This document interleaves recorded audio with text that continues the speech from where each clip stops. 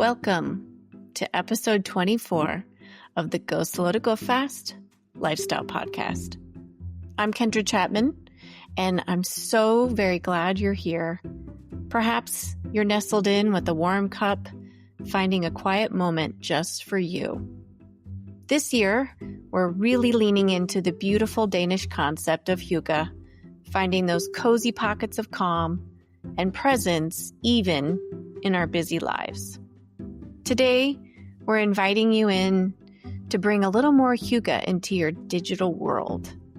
We're going to explore how to reclaim our attention from all that digital noise, diving into practical detox strategies, the magic of unplugged experiences, and even a fascinating trend of families going back to landlines for more peace at home. It's all about finding balance and calm, starting with a personal reflection on my own hygge practice this week. So take a deep breath, let the world slow down for a minute, and let's get started on cultivating a more intentional relationship with technology so you can truly go slow to go fast in what matters most. Hey everyone, welcome back. I wanted to kick off today's episode by sharing a small digital pause that I intentionally took this past week that made a surprising big difference for me. And as a mom of triplets and someone constantly struggling with work and life as a balance, my phone can often feel like an extra limb. And it's where my calendar lives, where I connect with clients, and let's be honest, where I sometimes fall into that endless scroll. So recently I've spent some time offline, like I shared last week, my podcast episode, where I went to Maine with my family. And I didn't really look at my phone as much as I thought I would because I cleared my schedule. I had no meetings. The only things that I had to worry about were mealtime and a couple of scheduled boat rides that we had in town that kept getting canceled because of weather anyway. So it was a matter of just juggling, family activities instead of meetings with clients. But that was really the only thing going on. And we didn't really have to use a phone to schedule all that. So I really put my phone aside. I might have checked it once or twice during the day, more so just to kind of know what time it was if I didn't have my watch on. But otherwise, I didn't really have my phone other than taking pictures of the beautiful environment of, where we were in Maine and the wildlife. We can decide just to make a point of putting the phone aside and doing something different. And so I took advantage of being offline in Maine for a week to really clear my schedule, clear my mind, and notice that besides the travel days to and from, I really didn't need my phone. I wasn't dependent on it. And I kind of noticed how I felt about it and just put it in a drawer. And sometimes I didn't even have my watch on. So I really wasn't connected. And I noticed how I felt, how being disconnected really helped me be more connected to what mattered most, right? Family time and my me time. And so I shared in last week's episode that I'm trying to build that more mindful habit stacking into my day. And so during those times, instead of scrolling through my phone, I'm trying to build in those habits where I'm doing stretches or repetitive lunges or some sort of exercise where I need to stretch or build muscle instead of scrolling through my phone mindlessly. And so I'm working on those mindful habits during those times where I'm waiting either for my water to get hot, if I'm boiling water, or making coffee for it to be ready instead of just, obviously going through Facebook or Instagram or whatever.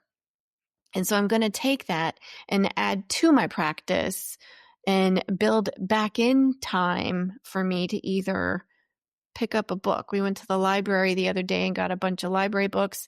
I still, I started reading the 3 that I checked out, and I think I've settled in on one. I returned 2 yesterday, and so now I'm going to commit to the 1 book and try to read that for the next month instead of going to my phone. for those like 15, 20 minutes every day or longer. I mean, how luxurious would it be just to sit on the couch and read a book? And so I'm going to try to do that more instead of looking at my phone. And, also building in more time for journaling, writing. I want to start writing more intentionally this year in these next few months, and thinking about putting a book together with all this content that I've been building in the podcast. And so I just want to learn new skills as well, like going to YouTube and watching a 15-minute video or a 5-minute video on a new skill for how to use AI is going to be more valuable to me than just scrolling through Instagram. And of course, connecting with my family, as my husband would just kind of look at me going, really? Yeah. I want to make sure that I definitely save the largest amount of time for connecting with my family.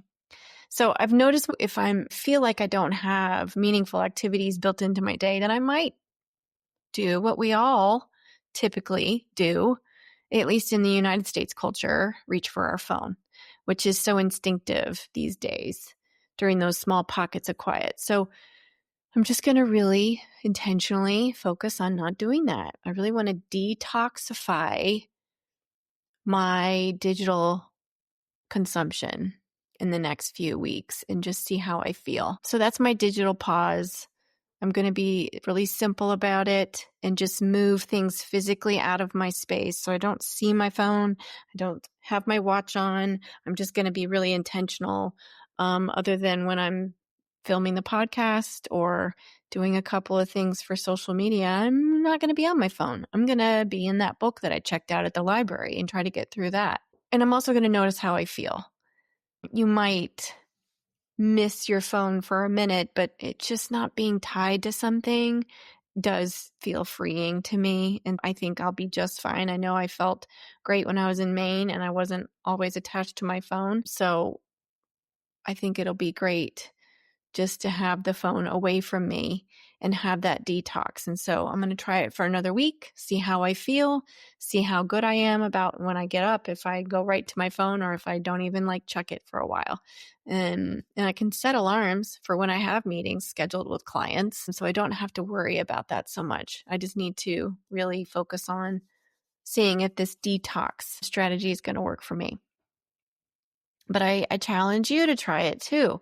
If you don't need your phone minute to minute, day to day, especially this time of year based on the work that you're doing, if you're in education and you're off, then I challenge you to put your phone away and not look at it for a period of time and see how it makes you feel. If you are in another industry and you can put your phone aside or come up with ways to check in less periodically, then just notice how that feels and see if you have some thoughts about it and you want to share it. I'd love to hear how you are reclaiming your attention in a world that constantly demands it, right? We need to take back our attention, and we need to be more mindful about what we're going to give our attention to, in my thought. But that's just me. I'd like to know what your thinking is on that. So, talking about intentional unplugging, let's unpack that a little bit more. So, reclaiming your digital space. I want to dive into digital well-being and talk more about that disconnection. I think it is a cornerstone of Go Slow to Go Fast. In a world of constant pings and endless scrolls, our attention is precious, right? It's a precious commodity. So reclaiming it is an act of intentional living, taking it back and not making it a priority to be tied to your phone, especially for women aged 35 to 55. I think we are often juggling so many roles and responsibilities. The constant digital input adds to an already overflowing mental load. So what if we took back our attention, put down our phones, and did more of what we wanted to do in our regular day? What if? So I'm thinking there are a couple of ways we can approach this. So here's one. Some digital detox strategies, practical steps to reduce screen time and digital fatigue. We hear the term digital detox, right? And sometimes it sounds like that we need to go live in a cabin off grid for a week and just see, or maybe 21 days to change that habit. But I don't think you have to go live in the woods for a month unless you want to. And while that might truly be a lovely experience, it's not always practical, right, for us. And so the Go Slow to Go Fast approach to digital detox is about intentional, sustainable changes.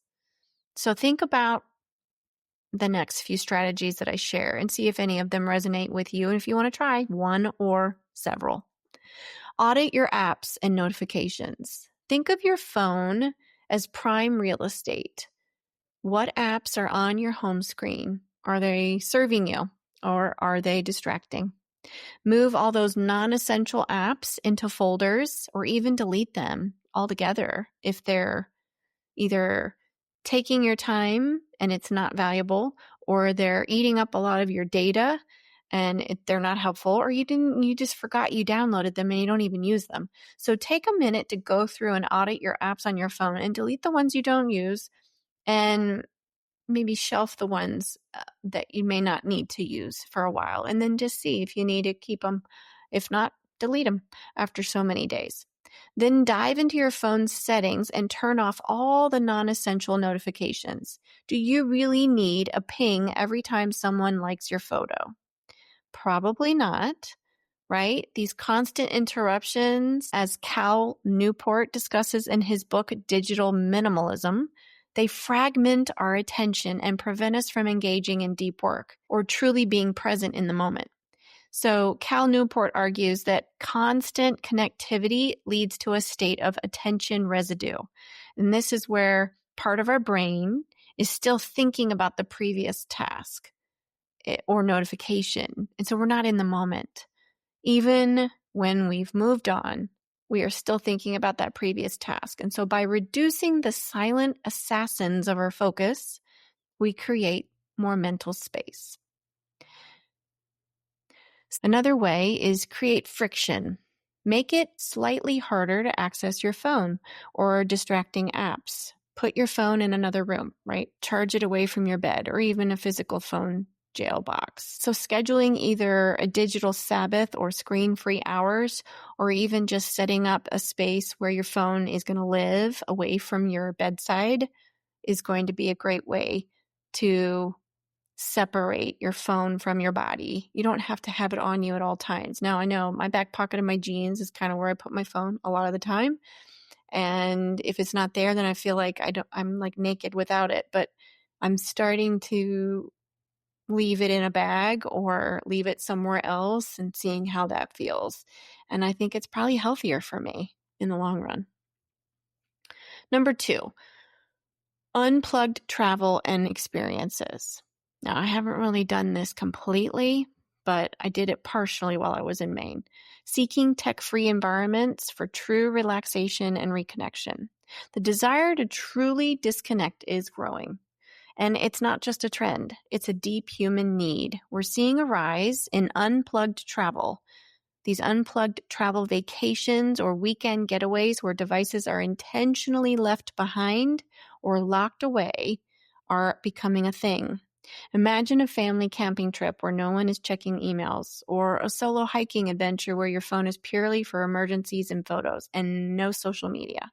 And I would have to say there are times where you just don't have the connection to even get a signal in some places. So that's also kind of a forced offline, unplugged travel experience. But benefits beyond the break are definitely aplenty when you have these experiences that foster that deeper connection with loved ones, with nature, and most importantly, with ourselves. And so when you're not constantly documenting or consuming, you're experiencing. And I definitely struggled with this because I would go out on the sound and go kayaking, and half the time I would think about I need to bring my phone because I might see a loon, I want to take a picture, but then I'm like, if I do that, then I'm not experiencing nature completely. I just need to leave it at home, leave it at the house. And so I would go back and forth on that. And there were times where I would bring my phone and times where I would leave it. And when I left it, I didn't miss it. I wasn't sad that I didn't have it. I didn't miss anything amazing because I was present and in the moment. So when you're not constantly documenting or consuming, you're experiencing. And this leads to genuine rest and recovery.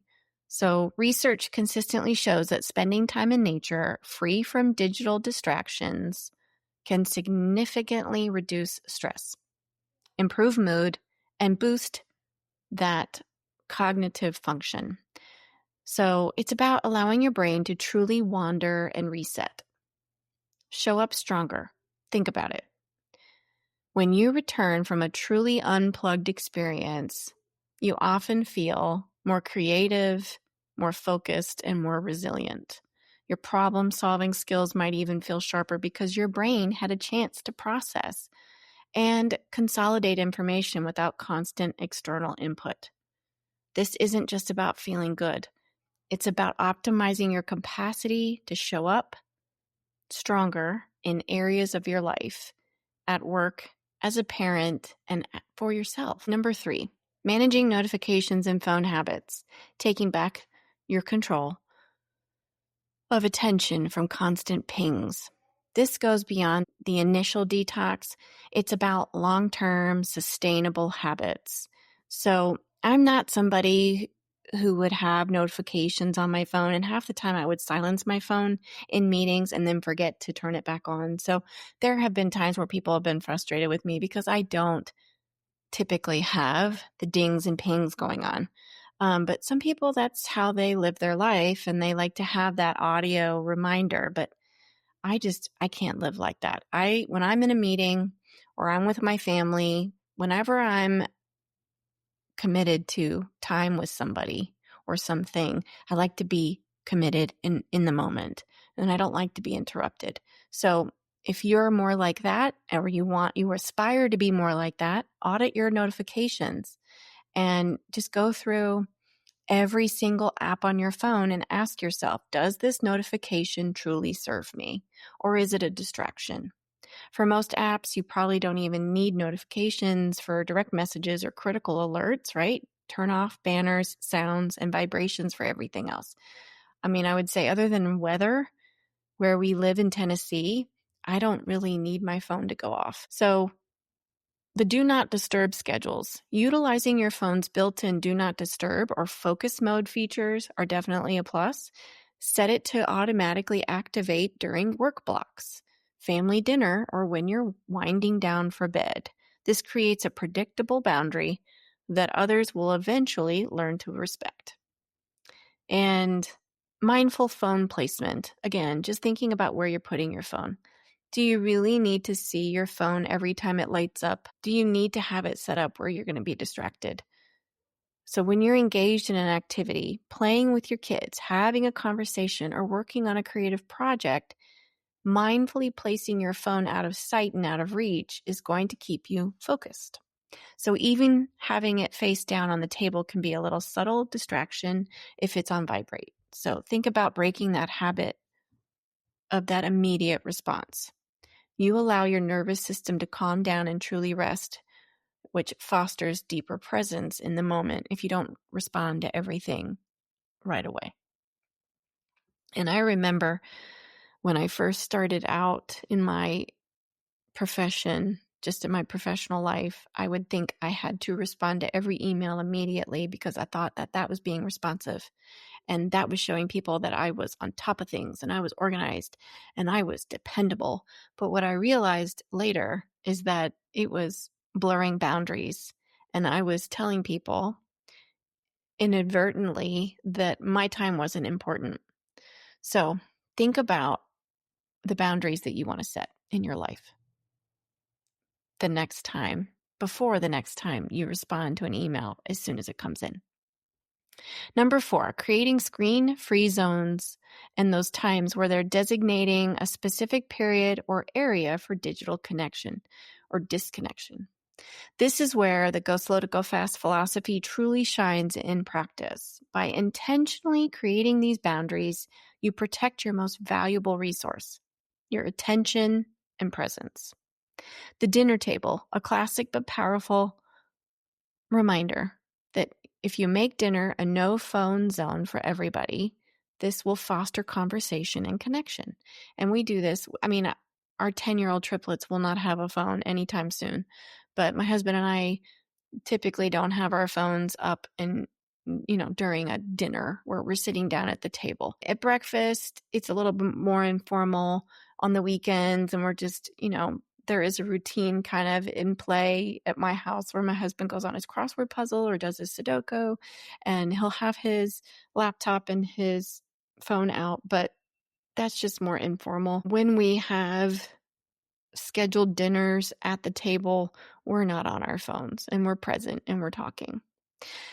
In the bedroom, your bedroom should be a sanctuary for rest and intimacy. So not a digital hub, right?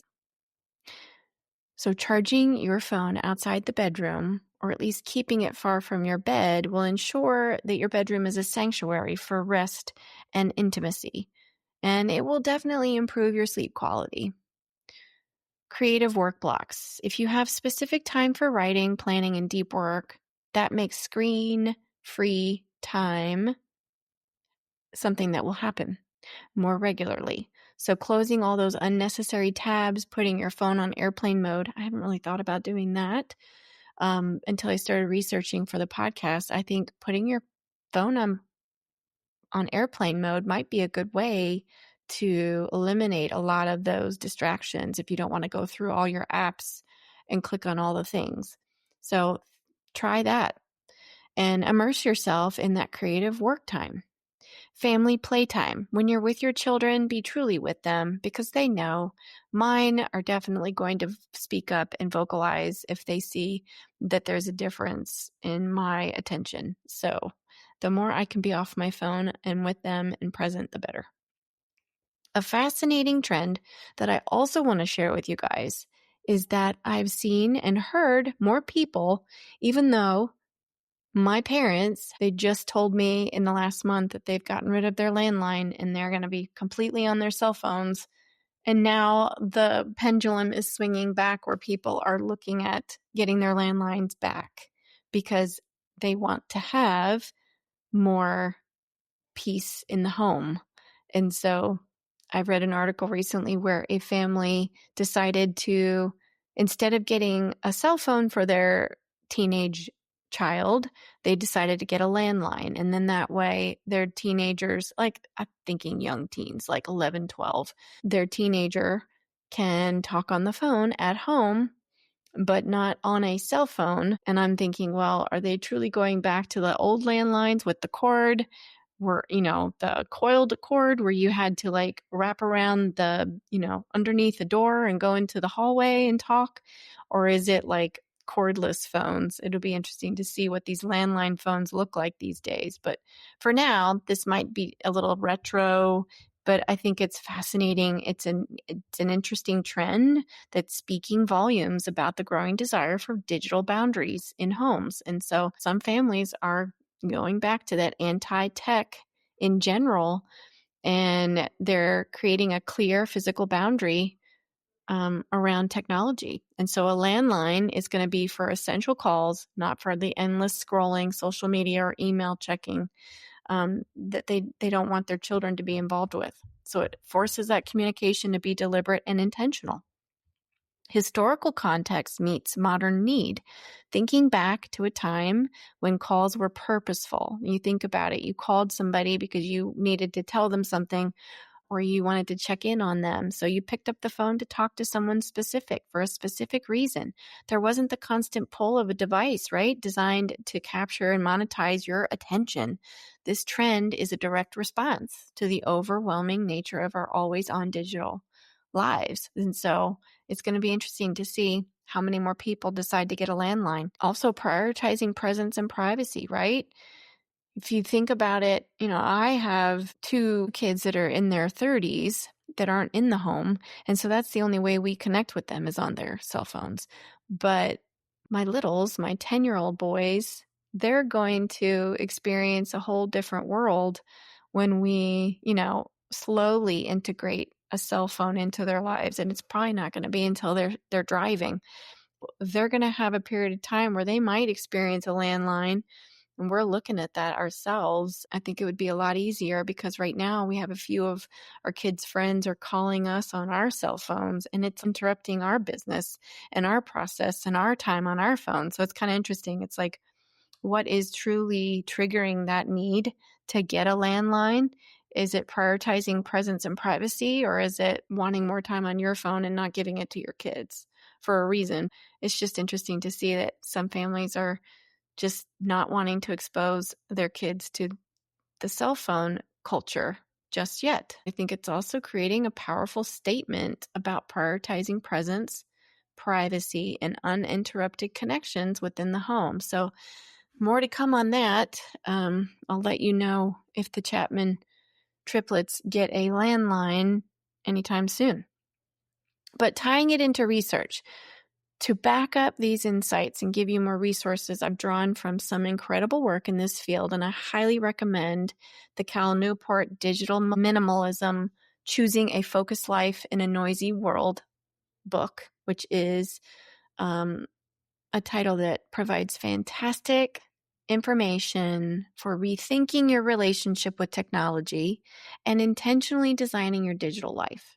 So check out Cal Newport's book. Also, Catherine Price's How to Break Up with Your Phone, the 30-Day Plan to Take Back Your Life. This is a book about practical step-by-step guidance on changing your phone habits, and it's an excellent resource. Also, you can find numerous studies on the impact of nature on mental well-being and the effects of constant digital notifications on cognitive load. And I've put a few Instagram posts out there recently about just reconnecting with nature and how it's so good for your neural pathways and your cognitive wellness. So I think some key articles and summaries in the show notes, I'll make sure they're in there, and I'll link that in my show notes and coachingwithkendrachapman.com, so you can dive deeper into the science behind the why of going slow with your digital life would truly help you go fast in what matters most. That's it for today's episode of the Go Slow to Go Fast Lifestyle Podcast. And I hope that this deep dive into digital well-being has given you some tangible ideas and inspired you to reclaim your attention when it comes to digital devices. So I'd love to hear from you.